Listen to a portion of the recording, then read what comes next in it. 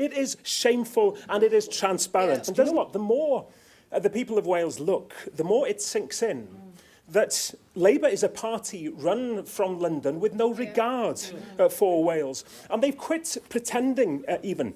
One Labour MP is quoted in the press today saying, "We won't devolve policing, especially given Labour's unlikely to be running Wales after May." So if it's not them in charge, they've got even less interest in Wales. It is shameful and it is transparent. Doesn't the First Minister believe that her office and her nation deserve more respect than this?